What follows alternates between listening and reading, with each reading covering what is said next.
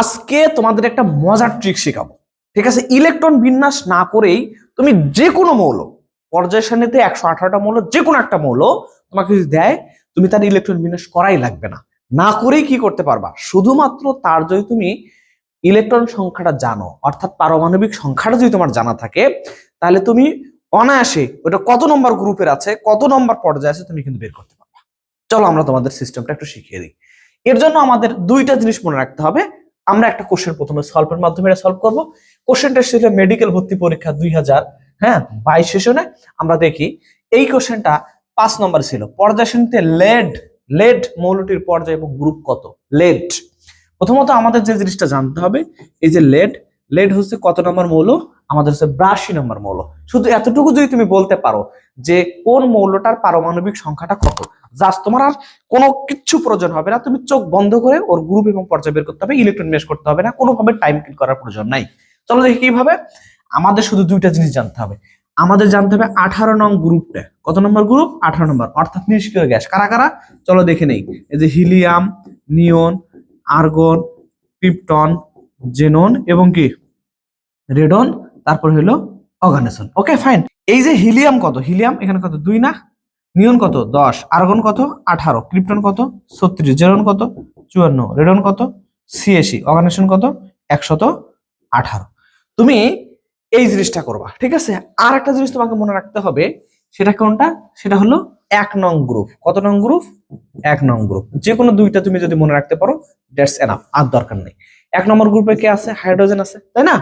তারপরে কি আছে, লিথিয়াম আছে, এরপর সোডিয়াম আছে, পটাশিয়াম আছে, রুবিডিয়াম আছে, সিজিএম আছে এবং কি আছে বলো, ফ্রান্সিয়াম আছে না, আছে কিনা। এখান থেকে তুমি শুধু কি করবা বলো তো দেখি। দেখো আমরা করি, এখানে আছে 1, তারপরে ওই যে 2 আছে 3, 1 বাড়াই দাও 3, তারপর 10 আছে 11, তারপরে এখানে আছে 18, এখানে দিবা 19, এখানে আছে 36, এটা কত হবে 37, এখানে আছে 54, এটা হবে 55, তারপরে তোমার কি আছে 86 আছে, এখানে হবে 87, দিয়ে দিলা না।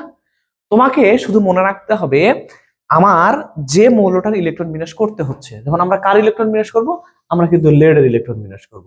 তাহলে আমরা যদি লেডের ইলেকট্রন বিন্যাস করি, তাহলে আমি দেখব লেড মৌলটার পারমাণবিক সংখ্যা কত, সে কার কাছাকাছি অবস্থান করতেছে, শুধু এইখানে আমরা দেখবো। ওকে, তাহলে বলো এর কত 82 না, এর কত 82 না। 82 সবচেয়ে কাছাকাছি কি আছে বলো তো দেখি। 82 কাছাকাছি কিন্তু আছে আমাদের এই যে 86 এর কাছাকাছি আছে, তাই না। আমাদের কিন্তু 87 কাছাকাছি নাই, আমরা কিন্তু 87 থেকে 86 তার কাছে কি কাছাকাছি, অর্থাৎ রেডনের কাছাকাছি বসে। চলো আমরা বসায় দিই।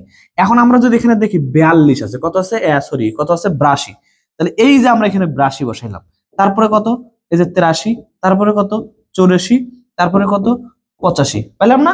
তাহলে চলো এইটা যদি 18 হয়, তার আগেরটা কত 17, তার আগেরটা কত 16, তার আগেরটা কত বলো 15, তার আগেরটা কত 14, 14 না।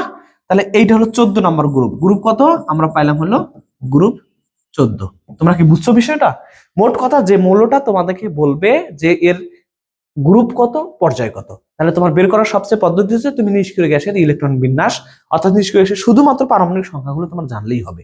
আর যে মৌলটা বের করতে বলতেছে তার কাছাকাছি হয় কোথায়, দেখবো কোন মৌলটা কাছাকাছি হচ্ছে। যেমন আমার এখানে 82 না, 82 সবচেয়ে নিয়ারেস্ট কাছের মৌল কোনটা, রেডন না। রেডনের কত 86, তাহলে 86 যদি 18 হয়, তার আগে কত 85, নিচে 17 হবে, তার আগে কত বলো এই 85টা হবে 17, তার আগে কত 84, এ নিশ্চয়ই 16, তারপরে কত 83, এ নিশ্চয়ই 15।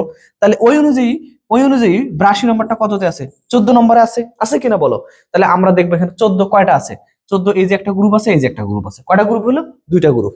তাহলে নিশ্চয়ই এখানে আমার উত্তরটা হতে পারে না, এখানে আমার উত্তর হতে পারে না, উত্তর এই দুইটার মধ্যে আছে। এবার পর্যায়টা তুমি বের করবা কিভাবে, চলো দেখি পর্যায়। এইটা হলো 1 নম্বর পর্যায়, এটা 2 নম্বর পর্যায়, এটা 3 নম্বর পর্যায়, এটা 4 নম্বর পর্যায়, এটা 5 নম্বর পর্যায়, আর এটা হলো কয় নম্বর পর্যায়, 6 নম্বর পর্যায়। সুতরাং এখানে উত্তর হবে পর্যায় 6, গ্রুপ হচ্ছে 14। দেখছো, ইলেকট্রন বিন্যাসের কোনো প্রয়োজন নাই, কোনো নিয়মের তোয়াক্কাই করতে হবে না, তুমি সরাসরি শুধুমাত্র নিষ্ক্রিয় গ্যাসগুলো পারমাণবিক সংখ্যা জানবা, আর তার নিয়ারেস্ট কোন মৌলটা হয় সেখানের সাথে তুমি মিলাই দিলেই দেখবা তোমার পর্যায় সারণীতে তার গ্রুপ এবং পর্যায় বের হয়ে আসতেছে। ওকে, ট্রাই করতে থাকো, বাকিগুলো দেখবো সব মিলে গেছে। ঠিক আছে, ধন্যবাদ।